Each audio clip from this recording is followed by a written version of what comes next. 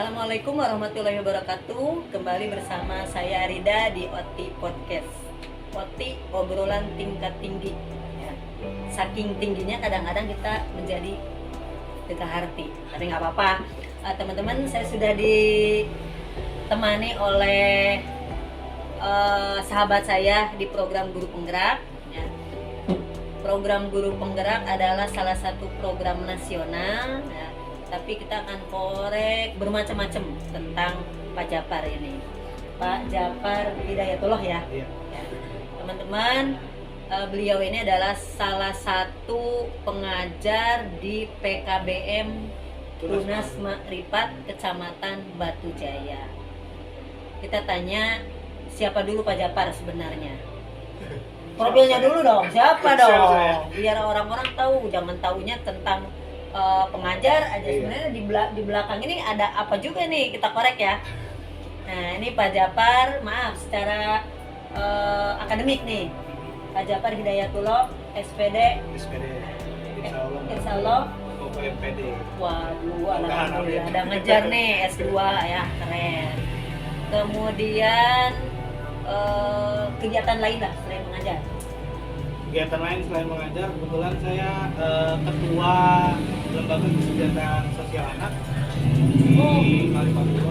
Jadi saya bergerak di bidang Kesejahteraan sosial. sosial. Wah ini menarik nih, tapi saya nggak up sosialnya dulu nih karena saya udah punya bahan sebelumnya. Tapi kalau saya dari awal tahu yang sosial, mungkin saya juga akan tanya. Part 2 mungkin. Oh, ya, nanti aja ya Pak Japar. Karena memang kita lagi booming nih, lagi naik-naik daunnya nih Guru Penggerak ya Pak Japar.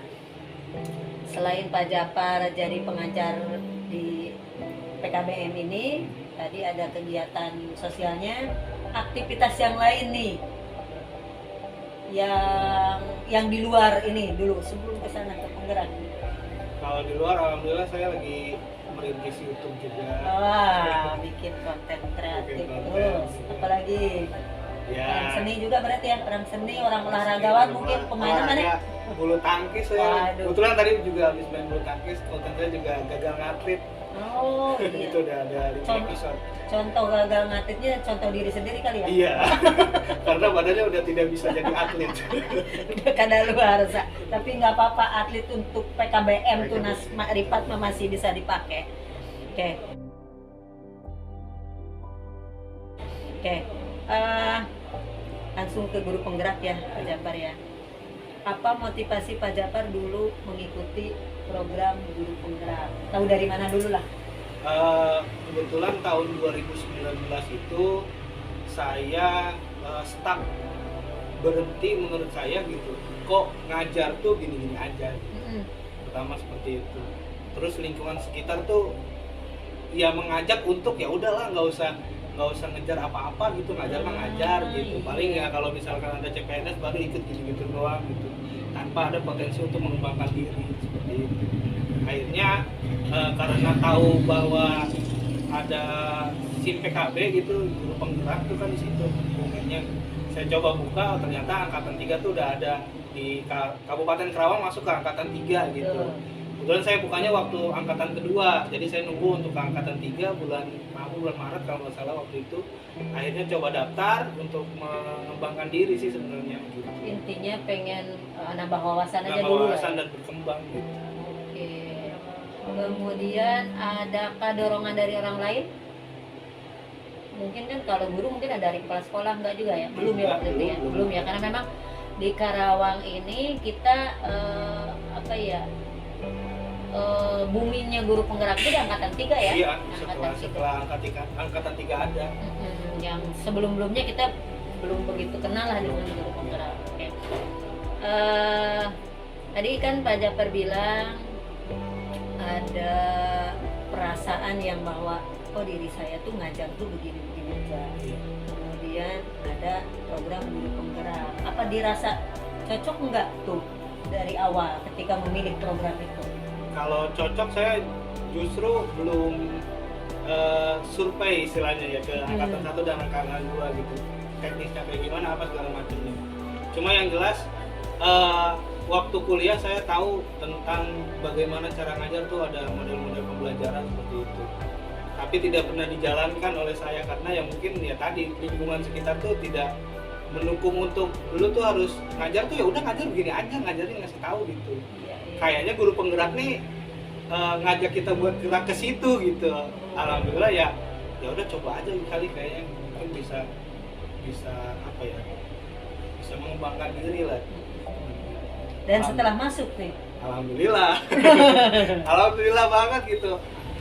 Setelah saya berkecimpung di PKBM juga yang ternyata dunianya seperti ini gitu ya. Ternyata bukan usia sekolah saja, dan kebanyakan ada orang tuanya juga yang karyawan dengan latar belakang yang berbeda. Guru penggerak mengajarkan itu semua, bagaimana cara ngajarnya. Ngajar si A, si B, si C itu nggak kudu harus disamaratakan, harus dibeda-bedakan karena potensi siswa beda-beda. Alhamdulillah itu saya dapat di guru penggerak. nah ini yang menarik nih teman-teman. Mungkin ada juga yang berpikir tuh harus dibeda-bedakan. Kalau gitu hasilnya beda dong. Terus apa targetnya? Target yang kita capai mudah-mudahan itu anak berkembang gitu. Tidak hanya dalam segi edukasinya atau kognitifnya, tapi dia bisa mengembangkan potensi dirinya yang ada di dalam dirinya. Oke, itu jawabannya teman-teman ya. Kadang-kadang kalau dari luaran sana yang mereka belum terjun ke guru penggerak, ini image-nya malah jadi banyak yang salah paham, gagal paham ya, banyak Termasuk saya yang juga. ya pertama mungkin seperti itu. Ketika berbeda-beda targetnya apa dong? Kayak anak-anak tuh yang mau dinilai apa kan, Betul, kayak gitu. Tapi ternyata Pak Japar tadi udah menjawab bahwa justru kita tidak mentarget nilai Iya. kognitif ya, tetapi mungkin yang tergali nanti adalah potensi lain. lainnya Iya. ya. Misalnya ini dia punya keterampilan, dia punya karakter belajar seperti apa, berkembanglah di sana. Dan juga kita mengajarnya sesuai dengan yang mereka butuhkan, yang mereka senangi gitu. Misalkan saya ngajar matematika, si anak suka dengan olahraga, ya saya mengajar bagaimana dia belajar olahraga agar senang juga ke matematika. Pada matematika. Jadi soal-soalnya juga mungkin kita Betul. libatkan, masukkan soal-soal Soal-soal menghitung bola gitu ya. diameter bola, Diameter bola, bagaimana kita merancang supaya Sudut, bola lempar bola, basket seperti itu bisa itu. masuk ke Iya. oh iya benar bagus sekali, daripada kita ngitung angka-angka Angka-angka, aja ya iya. gitu. Dan mungkin ketertarikan peserta didik ini akan lebih tertarik ketika dimasukkanlah dunia yang dia sukai di Iya. dalam proses Seperti itu. pembelajaran. Nah itu teman-teman ternyata lebihnya ya.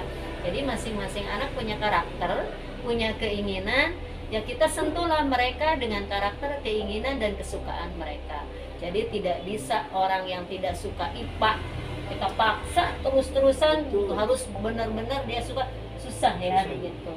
Kalau misalnya penyanyi ya, dia senang nyanyi, diajak olahraga ya bete juga ya, mungkin seperti itu ya. Kemudian perubahan yang dialami Pak Japar ini untuk diri sendiri saja dulu. Kalau saya sih udah sangat melihat jauh perubahannya. Dulu yang Pak Japar kalau ditanya dia nyautinnya irit banget gitu kan. Nah sekarang sudah luar biasa teman-teman, udah 5 bulan ini pemahamannya yang ada di dalam kepalanya itu sudah dia tuangkan dengan bahasa-bahasa yang keren. Nah, itu menurut saya. Tapi kita gali lagi, perubahan apa saja yang dimiliki oleh Pak Japar? Perubahan yang menonjol yang saya rasakan itu ya bagaimana cara mengajar, cara mengetahui emosi anak, lebih care terhadap lingkungan, terhadap rekan kerja dan lingkungan anak gitu. Jadi tidak hanya sebatas kewajiban datang ke sekolah, ngajar, udah selesai pulang. Ngajarin dalam kelas, nulis doang gitu, tanpa ngelihat anak ada masalah atau tidak, bete atau tidak, kita ngajar seperti itu gitu. Itu yang saya lakukan beberapa tahun yang lalu. Wah, Alhamdulillah keren. sekarang ya perubahan lah, walaupun belum banyak gitu, tapi sudah menuju ke arah yang lebih baik.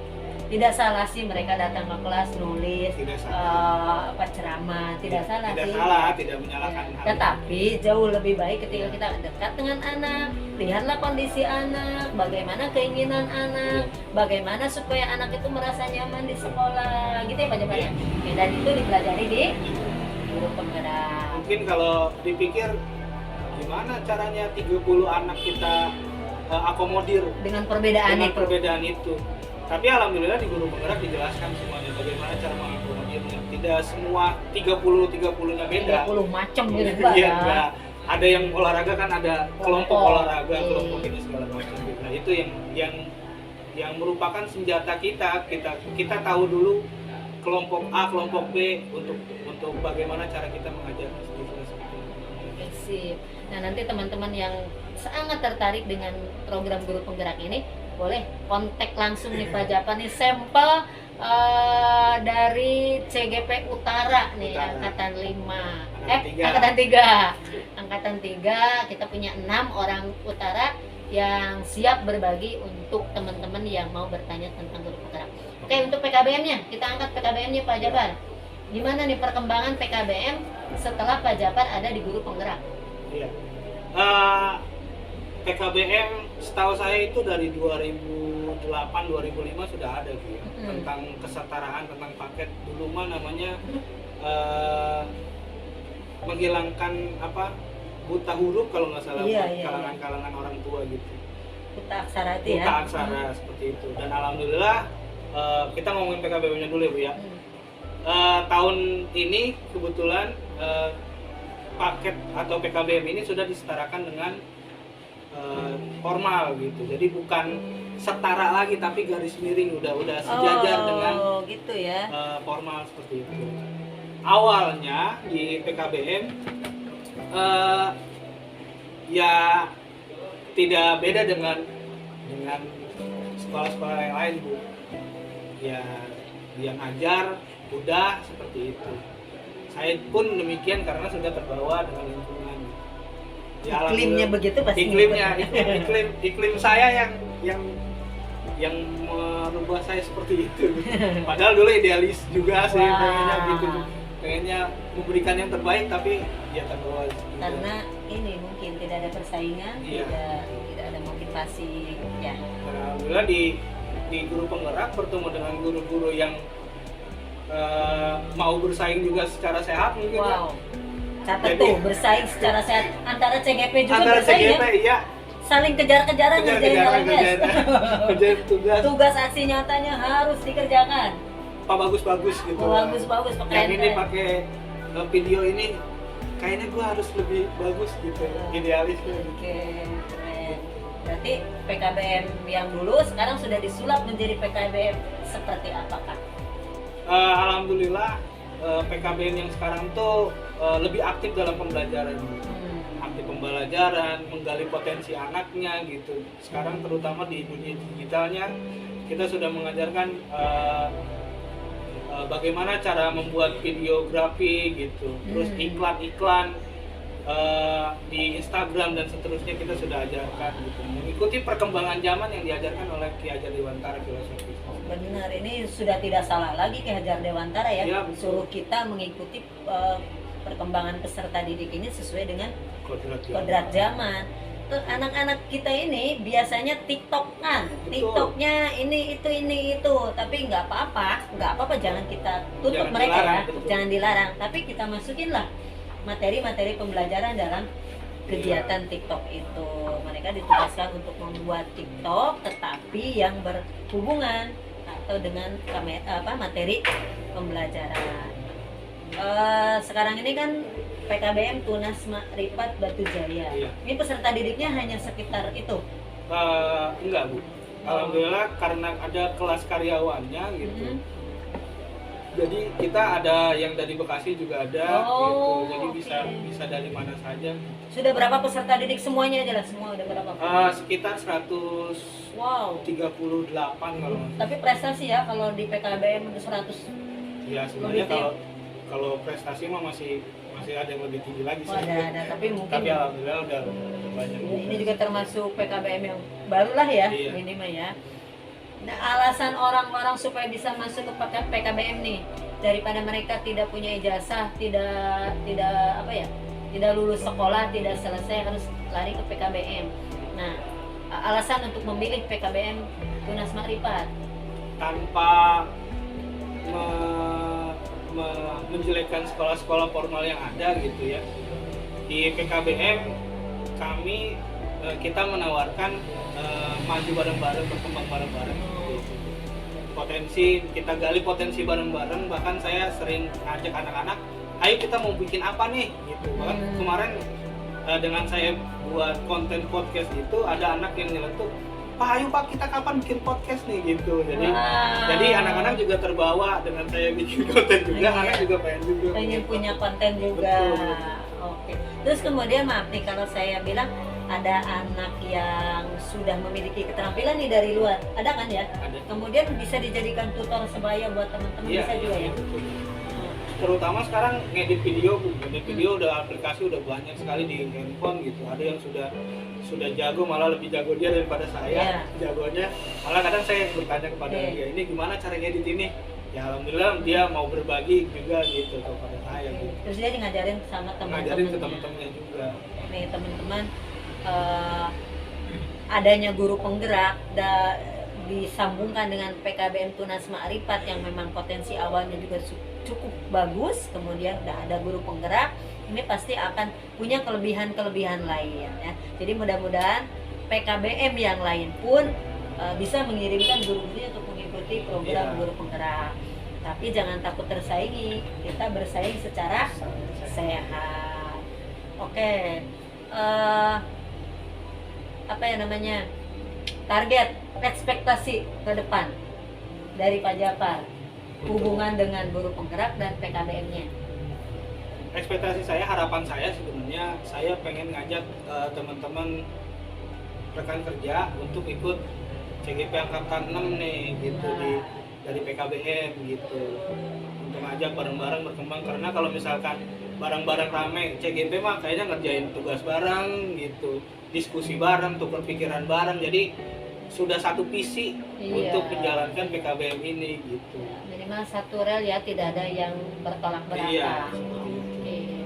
Nah itu teman-teman, udah ada yang datang nggak dari kita, dari Tunas Makrifat? Belum. Mudah-mudahan nanti angkatan berikutnya ya. Teman-teman, saya juga baru kenal dengan PKBM Tunas Makrifat, tetapi 5 bulan kita datang ke sini, 5 kali saya datang ke sini, memang sangat luar biasa. Potensinya dari awal juga saya sudah melihat berbeda, kemudian ditambah lagi dengan kekuatan dari guru penggerak ini, mudah-mudahan PKBM Tunas Makrifat ini menjadi pionir lah buat PKBM yang lainnya. Kemudian apa ya, perubahan-perubahannya nyata ya gitu ya Pak ya. Jadi bukan hanya wacana saja. Karena memang di guru penggerak kita bukan bicara teori ya. Kalau dulu mungkin saja pernah kita belajar tentang coaching, budaya positif, tentang mengajar bagaimana agar peserta didik tergali potensi, sering Pak, betul nggak? Sering kita mendapatkan ilmu tersebut, tetapi jarang sekali media pendidikan atau pelatihan-pelatihan memaksa kita untuk melaksanakan aksi nyata, betul nggak? Nah kalau di program guru penggerak ini, ya setelah kita dapat materi ya Pak Japar ya, langsung dikerjakan dalam bentuk aksi nyata dan dimulai dari diri kita sendiri. Oke, terakhir Pak Japar, motivasi teman-teman yuk. Untuk teman-teman rekan kerja semuanya, guru yang ada di Indonesia, khususnya di daerah Kabupaten Karawang, orientasi kita untuk mengikuti guru penggerak hilangkan dengan iming-iming honor apa segala macam finansial gitu ya. Kita tujukan bahwa kita ibadah, kita mengembangkan diri untuk kepentingan anak peserta didik kita juga gitu. Masalah uang, finansial segala macam mah bonus lah, hasil keringat kita gitu, itu mah hadiah dan dari otomatis mengikuti. Cocok sekali. Karena gini, ketika kita ditugaskan jadi guru tuh jangan lupa teman-teman, aduh amanah, tugasnya berat banget ya Pak Japar ya. Jadi ketika anak peserta didik satu saja nanti akan jadi pertanggungjawaban kita, apalagi banyak. Dan kalau kita tidak berhasil, ya apa yang mau kita sampaikan nanti. Oke teman-teman, terima kasih OT Podcast bersama Pak Japar di PKBM Tunas Ma'rifat sudah berbagi. Mudah-mudahan bermanfaat buat kita semua. Wassalamualaikum warahmatullahi wabarakatuh. Hasan.